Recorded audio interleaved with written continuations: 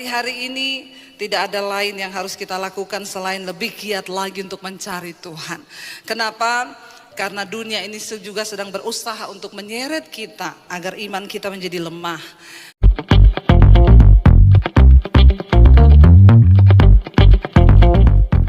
Matius 6 ayat 33. Tetapi carilah dahulu kerajaan Allah dan kebenarannya, maka semuanya itu akan ditambahkan kepadamu. Amsal 20 ayat 5. Rancangan di dalam hati manusia itu seperti air yang dalam, tetapi orang yang pandai tahu menimbanya. Amsal 19 ayat 21. Banyaklah rancangan di hati manusia, tetapi keputusan Tuhanlah yang terlaksana. Shalom, bagaimana kabarnya hari ini? Luar biasa, karena kita punya Tuhan yang luar biasa. Iya, terima kasih buat kesetiaan saudara untuk terus mencari Tuhan. Hari-hari ini tidak ada lain yang harus kita lakukan selain lebih giat lagi untuk mencari Tuhan. Kenapa? Karena dunia ini juga sedang berusaha untuk menyeret kita agar iman kita menjadi lemah. Tapi orang-orang yang mencari dan menantikan Tuhan, mereka mendapat kekuatan yang baru. Katakan, tantangan akan semakin berat, keadaan akan semakin berat. Tetapi ketika kita punya Tuhan yang hebat, maka Dia yang memberikan kita kekuatan. Iya, saudara, hari ini kita akan sama-sama belajar dari firman Tuhan, kitab Ibrani pasal yang ke-12. Ibrani 12 mulai ayat yang ke-18. Kalau kita lihat di sana judulnya adalah tanggung jawab yang berat, ya. Tanggung jawab yang berat. Ya, judul perikopnya di sana adalah tanggung jawab yang berat. Kita baca dulu ayat 18 secara bergantian. Saya baca ayat 18, saudara selanjutnya ya cuma sampai di ayat yang terakhir, yaitu ayat 29. Firman Tuhan berkata, tanggung jawab yang berat. Sebab kamu tidak datang kepada gunung yang dapat disentuh dan api yang menyala-nyala, kepada kekelaman, kegelapan dan angin badai. Ayat 19. Kepada bunyi sangkakala dan bunyi suara yang membuat mereka yang mendengarnya memohon supaya jangan lagi berbicara kepada mereka. Sebab mereka tidak tahan mendengar perintah ini. Bahkan jika binatang pun yang menyentuh gunung, ia harus dilempari dengan batu. Ayat 21. Dan sangat mengerikan pemandangan itu, sehingga Musa berkata, aku sangat ketakutan dan sangat gemetar. 22. Tetapi kamu sudah datang ke Bukit Sion, ke kota Allah yang hidup, Yerusalem surgawi, dan kepada beribu-ribu malaikat, suatu kumpulan yang meriah. 23. Kepada jemaat anak-anak sulung yang namanya terdaftar di sorga, dan kepada Allah yang menghakimi semua orang, dan kepada roh-roh orang-orang benar yang telah menjadi sempurna, dan kepada Yesus pengantara perjanjian baru, dan kepada darah pemersikan yang berbicara lebih kuat daripada darah Habel. 25. Jagalah supaya kamu jangan menolak Dia yang berfirman. Sebab jikalau mereka yang menolak Dia yang berfirman, menyampaikan firman Allah di bumi, tidak luput, apalagi kita, jika kita berpaling dari Dia yang berbicara dari sorga. Ayat 26. Waktu itu suaranya menggoncangkan bumi, tetapi sekarang Ia memberikan janji, satu kali lagi aku akan menggoncangkan, bukan hanya bumi saja, melainkan langit juga. Ayat 27, ungkapan satu kali lagi menuju pada perubahan pada apa yang dapat digoncangkan, karena Ia dijadikan supaya tinggal tetap apa yang tidak tergoncangkan. Baca sama-sama ayat 28 dan 29. Karena itu jadi karena kita menerima kerajaan yang tidak tergoncang, marilah kita mengucap syukur dan beribadah kepada Allah menurut cara yang berkenan kepadanya dengan hormat dan takut. 29. Sebab Allah kita adalah api yang menghanguskan.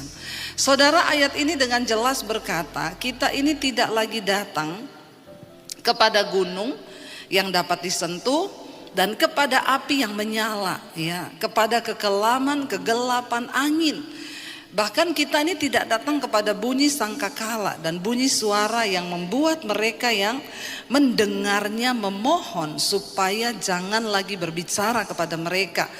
Sebab mereka tidak tahan mendengar perintah ini. Bahkan jika binatang pun yang menyentuh gunung, ia harus dilempari dengan batu. Dan sangat mengerikan pemandangan itu sehingga Musa berkata, aku sangat ketakutan dan sangat gemetar.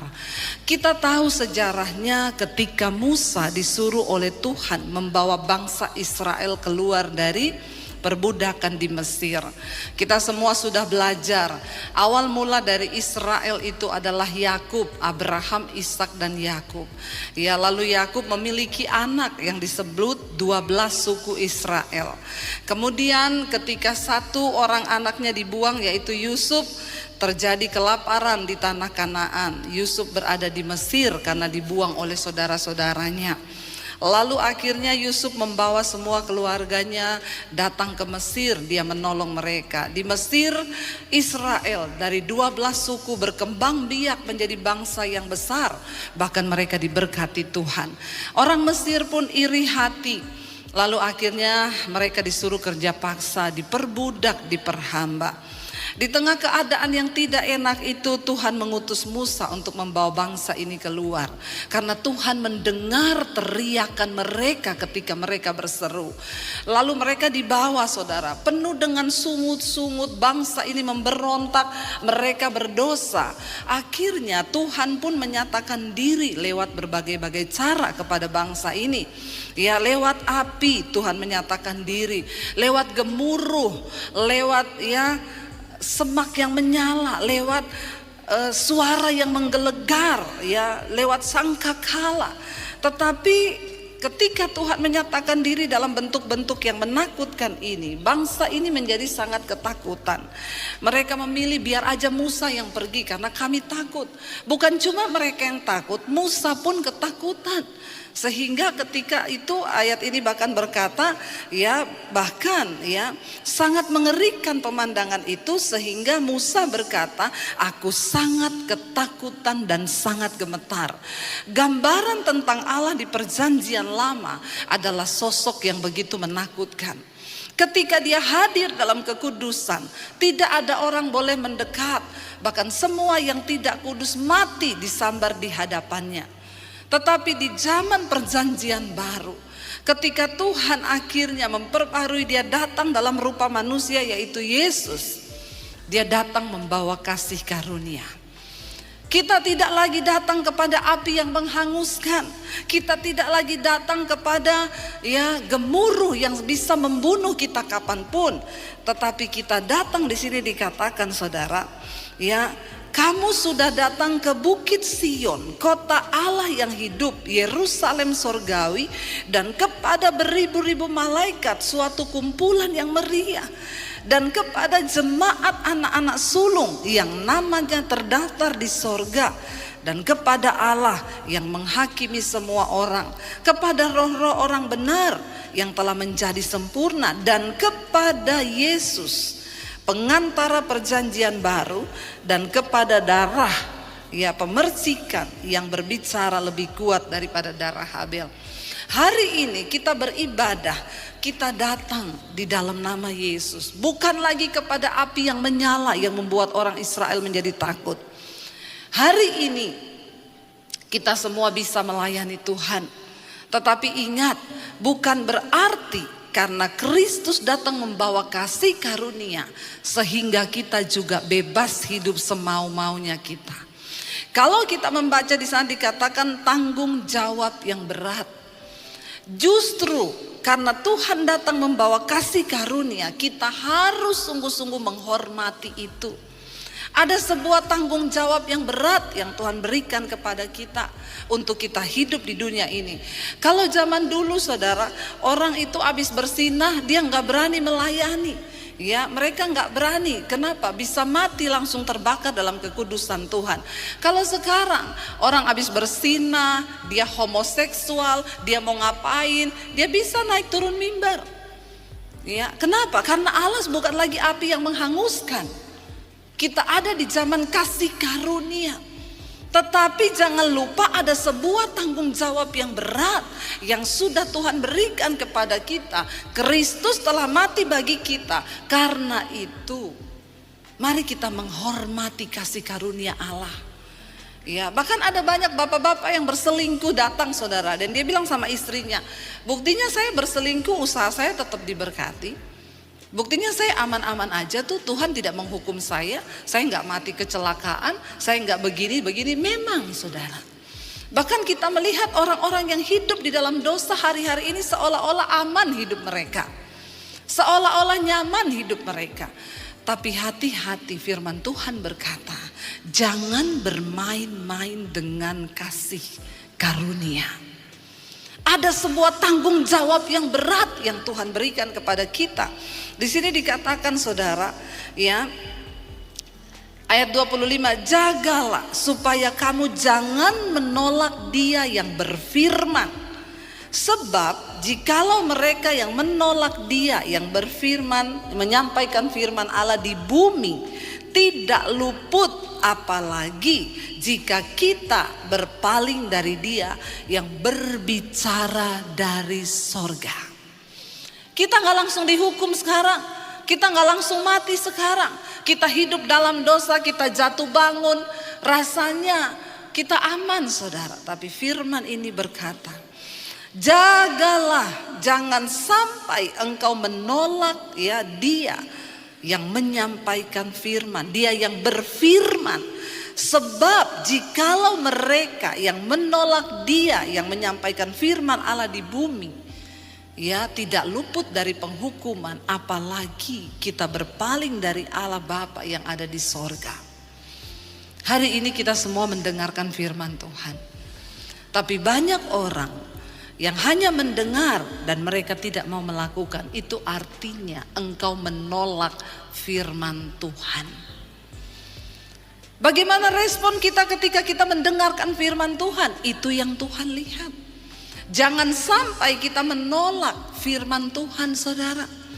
Ketika engkau mendengarkan firman, ketika engkau membaca firman, mari kita sungguh-sungguh mau berusaha untuk melakukan.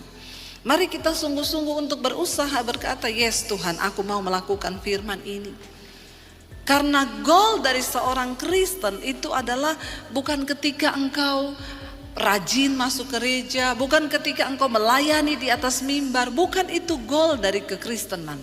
Apa goal dari kekristenan? Waktu hidupmu berubah karena engkau melakukan firman. Kita melompat-lompat juga nyanyi di gereja, kalau hidupmu gak berubah percuma saudara. Kalau kita lihat Ibrani pasal yang ke-12 ayat yang pertama, firman Tuhan berkata begini di sana. Ibrani 12 ayat yang ke-1. Di sana firman Tuhan berkata demikian. Ibrani 12 ayat 1. Karena kita mempunyai banyak saksi, bagaikan awan yang mengelilingi kita, marilah kita menanggalkan semua beban dan dosa yang begitu merintangi kita, dan berlomba dengan tekun dalam perlombaan yang diwajibkan bagi kita. Ayat ini berkata, di sekeliling kita ini kita memiliki banyak saksi, bagaikan awan saksi hidup kita. Mungkin saudara bertanya, siapa saksi kita Bu? Yang pertama, mata Tuhan. Karena Alkitab berkata, mata Tuhan menjelajah ke seluruh bumi, melihat orang baik dan orang jahat, untuk memberikan kepada mereka hukuman atau imbalan yang setimpal dengan perbuatan mereka. Belum sekarang ya, kita masih dicatat semua pelanggaran kita. Yang pertama, saksi kita adalah mata Tuhan. Yang kedua, saksi kita siapa? Yang kelihatanlah manusia. Kita memiliki saksi, yaitu manusia. Di dalam rumah, istri saksimu itu suami. Ya, suami saksimu itu istri, anak-anak. Keluar dari rumah ada tetangga yang menjadi saksi kita. Di gereja ada jemaat yang menjadi saksi kita. Kita semua saling bersaksi tentang hidup kita masing-masing.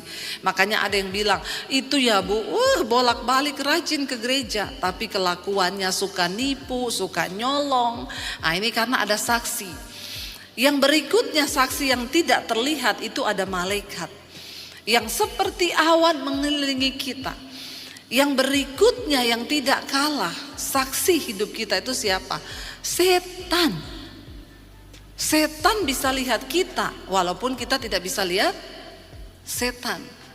Saya kemarin di Jakarta, saudara, ada satu orang, dia itu telepon saya, Bu, saya nggak tahu. Jadi dia itu tadinya kena COVID, lalu koma. Waktu dia koma, dia bilang dia seperti orang tenggelam gitu ya, tidak bisa bernapas.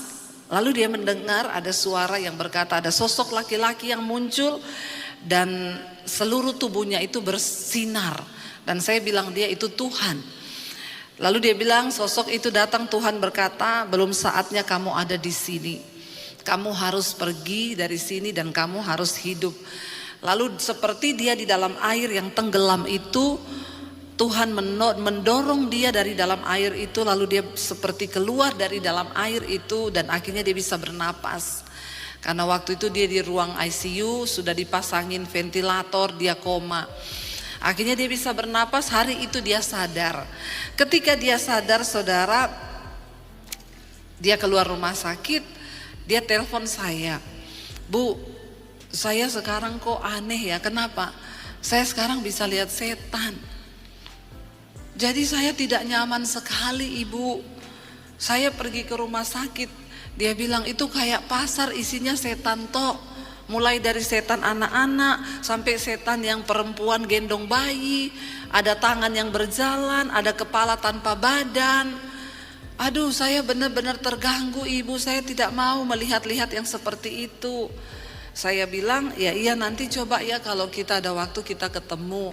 Karena dia tinggal di luar kota, nanti kita berdoa, minta Tuhan tutup itu. Ya, tapi dia bilang, tapi saya bisa lihat, Bu, kalau ada orang dia punya ilmunya itu mengikuti dia itu digendong oleh satu makhluk, saya bisa lihat. Saya bilang sebenarnya sih kalau kamu berani ya pakai aja itu untuk pelayanan, doa pelepasan. Karena dia bisa lihat ada satu pria jalan, dia bilang ya itu di kakinya itu diganduli sama makhluk yang separuh badannya wanita tapi separuhnya itu berbentuk kodok. Ya, jadi saya bilang ya kalau kodok itu bicara tentang roh persinahan. Dia bisa melihat ini orang terang, ini orang gelap, ini abu-abu, dia bisa lihat. Saya bilang kalau kamu nyaman sebenarnya kamu bisa langsung datangi orangnya dan bilang ya bertobat. Lalu akhirnya dia doakan orang yang diganduli makhluk itu. Dia bilang saya berdoa, Bu, buat dia. Saya doakan dalam nama Yesus. Tadinya makhluk itu gak mau pergi, tapi saya usir dalam nama Yesus. Sebenarnya bagus juga ya kalau ada yang begini. Nanti biar kita ajak datang sini, dia bisa lihat mana-mana yang diganduli setan-setan. Siapa yang diganduli kodok, ada yang diganduli kelelawar, biar bisa tahu ya. Terutama ibu-ibu, bawa suamimu ya, biar dia bisa lihat. Pasti suami-suami langsung takut itu. Ya, sebenarnya saudara, nah di alam roh itu begitu. Dia tanya kepada saya, Bu, memang benar ya, ada ya dunia roh-roh begitu? Saya bilang ada, Alkitab pun bilang ada. Kenapa Alkitab mengingatkan kita bahwa ada setan, ada roh-roh jahat di udara? Dia bilang, saya pergi ke Curug ya, air terjun dengan suami saya, tapi itu setannya beda, Bu, di bawah pohon, bentuknya makhluk, tapi ada tanduk gitu di kepalanya. Kalau itu beda lagi, itu namanya roh teritorial, penguasa setempat. Ada yang begitu, mereka bisa menyerang manusia, bisa yang buka celah ya. Tetapi setan-setan yang mengikuti itu, kalau orang hidup dalam kenajisan, ada yang ikuti saudara. Nggak usah gini-gini ya. Saudara yang suka selingkuh itu ada yang ikutin ya, makanya engkau sering sakit kepala, puyeng, pusing ya, karena memang ada setan. Bahkan sekarang banyak perselingkuhan itu, banyak wanita-wanita pelakor di luar sana pakai ilmu. Mereka datang ke dukun, minta supaya kalau ada bapak-bapak kaya yang lihat bisa tertarik kepada dia. Makanya bapak-bapak harus banyak berdoa ya. Amin, bapak-bapak. Ada orang di sini? Bapak-bapak ada amin? Yang kenceng amin ya. Ya, banyak berdoa.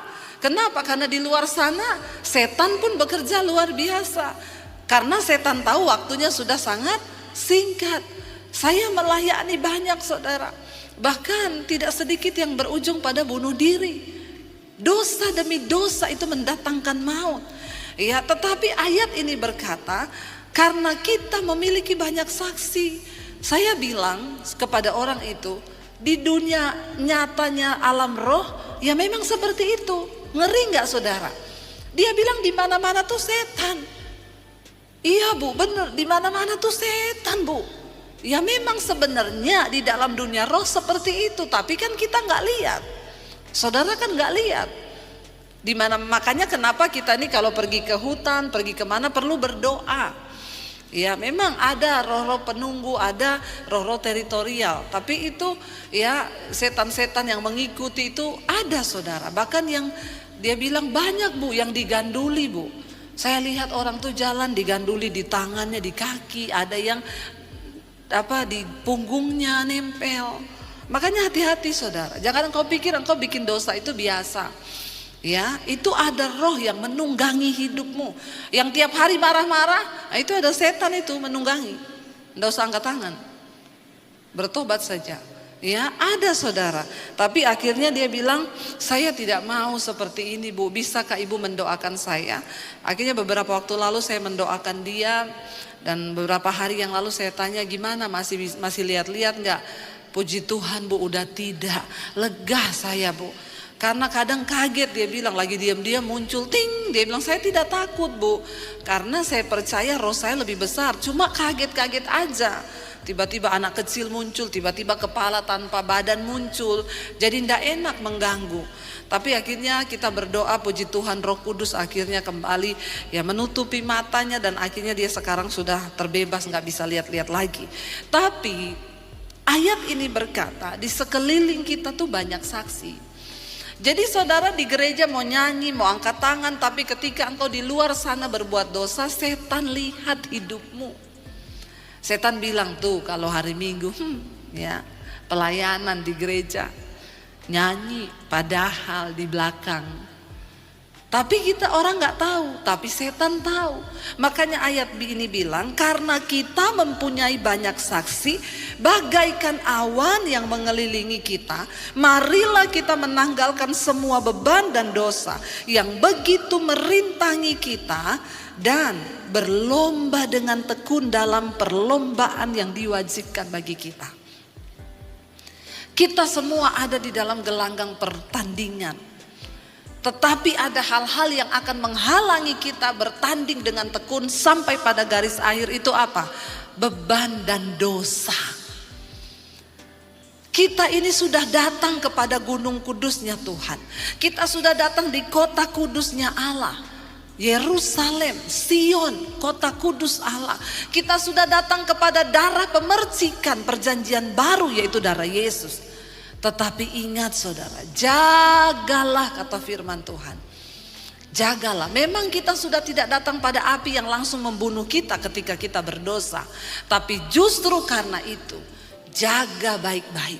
Jangan sampai ada di antara kamu, firman ini berkata, yang menolak dia yang berfirman. Waktu engkau mendengarkan firman, tangkap firman Tuhan. Karena goal dari kekristenan kita adalah ketika kita menjadi pelaku-pelaku firman. Bukan hanya pendengar saja. Engkau mendengarkan firman, engkau pulang hidupmu berubah. Setan takut dengan kita. Kenapa? Karena ada perubahan. Ya, ada hidup yang diubahkan. Ada kekudusan Tuhan. Kita menyembah Allah yang kudus. Karena itu kita juga harus kudus. Jangan sampai kita menyembah Tuhan yang kudus, tapi hidup kita dipermainkan sama setan. Saya takutnya nanti kalau dilihat bukan cuma diganduli di kaki, di tangan, di kepala, semua ada setannya. Nah, ini kan bahaya saudara. Kita berdoa supaya Tuhan memberikan kita kuasa dan niat dari hati. Aku mau menjadi pelaku firman Tuhan, bukan hanya pendengar. Saya mau menjadi pelaku firman. Dikatakan di sana, ya. Jaga supaya kita ini jangan menolak Dia Tuhan yang sudah berfirman. Apalagi jika kita berpaling dari Allah yang berfirman, berbicara dari sorga bagi kita.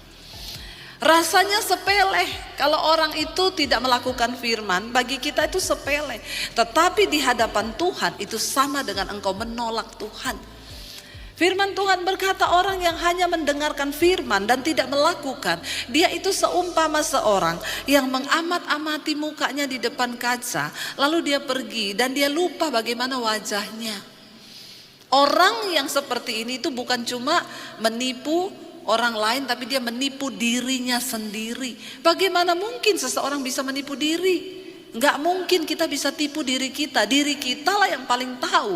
Jadi dengan kata lain, kalau orang menipu dirinya sendiri, itu kebangetan di atasnya kebangetan. Saudara, mari kita sadari bahwa ada banyak saksi di sekeliling kita hari-hari ini. Mari di waktu-waktu yang mendekat, di waktu-waktu di hari-hari Tuhan yang mendekat, kita ini semakin giat. Kita sudah melampaui masa-masa sulit di mana goncangan demi goncangan terjadi. Masa pandemi 2 tahun itu adalah goncangan yang cukup berat bagi kita. Kematian di depan mata. Jangan sampai itu semua sudah berlalu dan hidup kita belum berubah-berubah juga. Ayat ini berkata, waktu itu, ayat 26, suaranya menggoncangkan bumi. Tetapi sekarang ia memberikan janji, 1 kali lagi aku akan menggoncangkan bukan hanya bumi saja, tetapi langit juga. Ungkapan 1 kali lagi itu menunjuk kepada perubahan pada apa yang dapat digoncangkan. Karena ia dijadikan supaya tinggal tetap apa yang tidak tergoncangkan. Kita ini sedang dipersiapkan menjadi umat yang tidak tergoncangkan. Dan setiap goncangan Tuhan akan izinkan terjadi. Untuk apa? Membuktikan kemurnian iman kita. Kita bersyukur saudara, kita melewati masa pandemi, kita masih hidup, kita masih sehat, tidak kurang suatu apapun. Tetapi jangan engkau sia-siakan anugerah itu.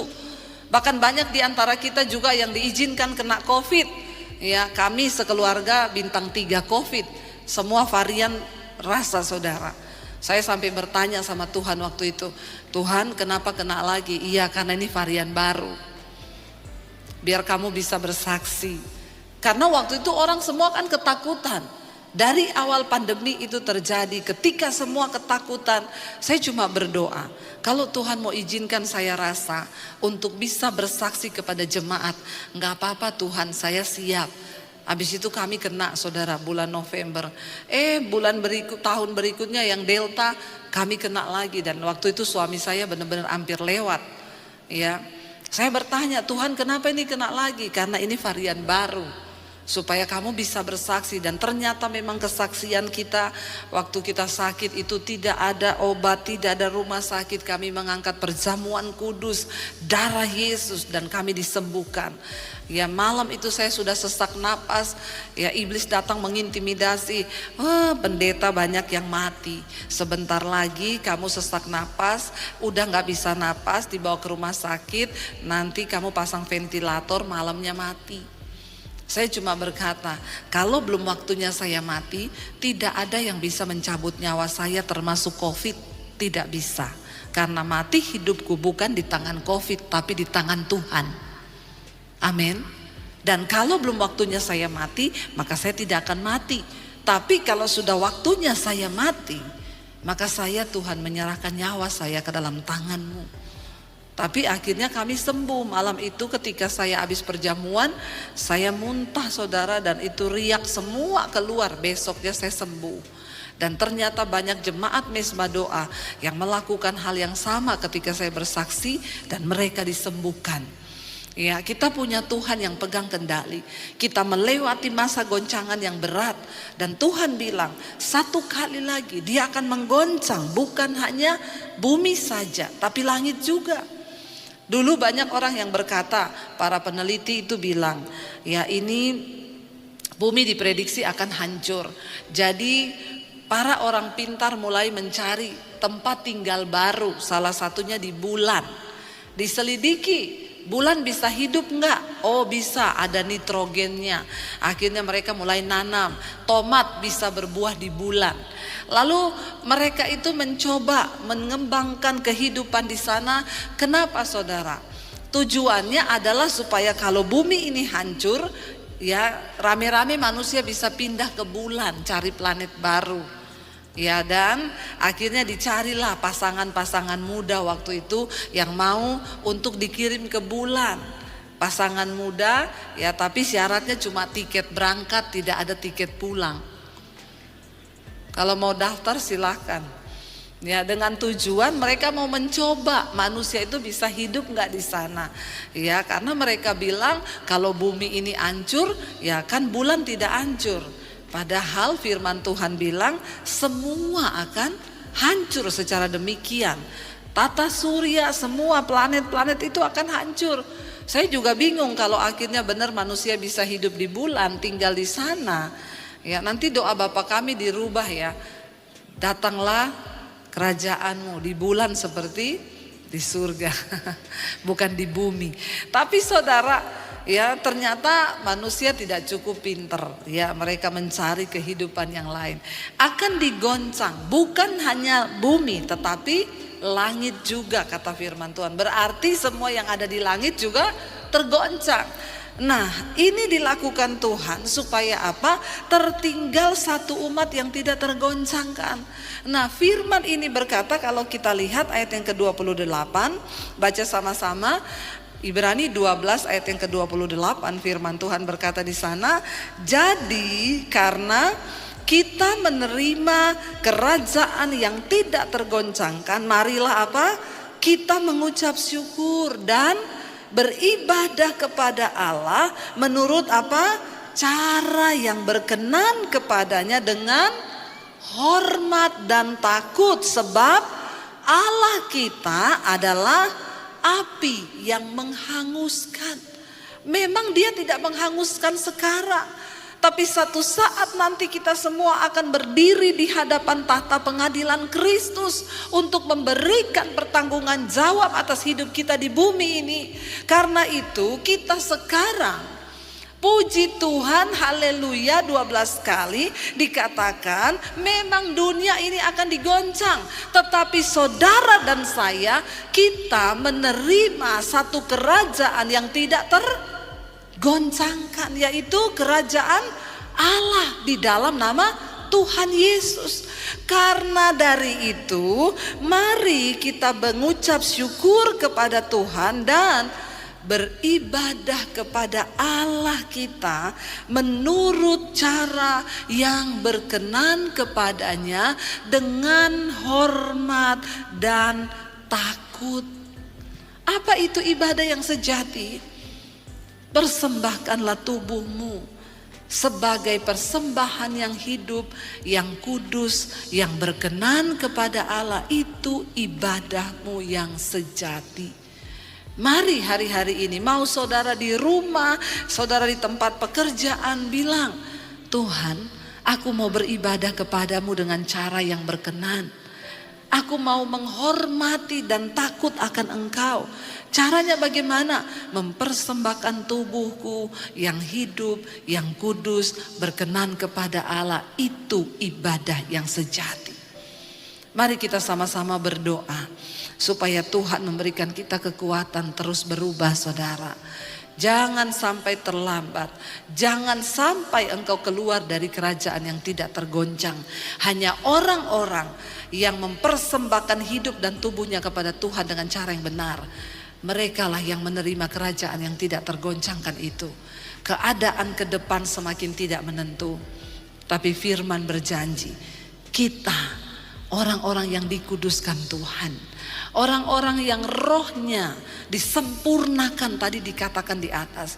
Kita orang-orang yang telah dikumpulkan oleh Tuhan. Kita berada di dalam satu kerajaan yang tidak tergoncang. Karena itu sekalipun dunia ini berlalu, kita tidak perlu takut. Ada jaminan hidup di dalam kekekalan bersama dengan Tuhan Bapa kita yang memberikan kita janji ya dan amin, dan Dia tidak pernah berubah. Saya undang para imam musik maju ke depan. Biar kita sadar hari ini bahwa Allah kita itu api yang menghanguskan. Mari kita menghormati Dia. Kita bersyukur saudara, karena Dia bukan lagi api yang datang yang menakutkan kita. Kita bersyukur kasih karunia Kristus datang dalam hidup kita sehingga kita boleh diterima menjadi kumpulan orang-orang yang dibenarkan. Tapi ingat, ini sebuah tanggung jawab yang berat. Jangan sampai kita menolak firman Tuhan. Katakan hari ini, Tuhan, kami mau menjadi pelaku-pelaku firman-Mu. Kami mengucap syukur diterima menjadi anak-anak Allah. Sebagai suami-suami kami mau hidup berkenan. Sebagai istri kami mau hidup berkenan. Kami persembahkan tubuh kami Tuhan sebagai persembahan yang hidup kudus dan berkenan kepada Bapa. Kalau ada di antara kami yang masih ada dalam dosa hari ini, datang kepada Tuhan, akui dosamu saudara. Sebab Dia Tuhan yang menerima setiap kita yang mau datang mengaku dosa. Berbahagialah orang yang mengakui dosanya dan diampuni. Kasih karunia-Nya begitu besar bagi kita. Hari ini biar kita mau bilang, Tuhan, kami mau buang segala amarah, segala kebencian, kepahitan, kenajisan, percabulan, apapun yang tidak berkenan. Mari introspeksi diri di hadapan Tuhan saudara. Dan biar nama Tuhan saja dipermuliakan lewat hidup kita. Dan hidup kita boleh menjadi kesaksian bagi nama Tuhan. Segala pujian, hormat, kemuliaan hanya bagi Engkau Bapa. Di dalam nama Yesus. Yang diberkati firman Tuhan, katakan bersama. Beginilah firman Tuhan, penebusmu, yang maha kudus, Allah Israel. Akulah Tuhan, Allahmu, yang mengajar engkau tentang apa yang memberi faedah, yang menuntun engkau di jalan yang harus kau tempuh. Maka Yesus berkata pula kepada orang banyak, katanya, Akulah terang dunia, barang siapa mengikut aku, ia tidak akan berjalan dalam kegelapan, melainkan ia akan mempunyai terang hidup. Kata Yesus kepadanya, Akulah jalan dan kebenaran dan hidup. Tidak ada seorang pun yang datang kepada Bapa kalau tidak melalui aku. Tuhan Yesus memberkati.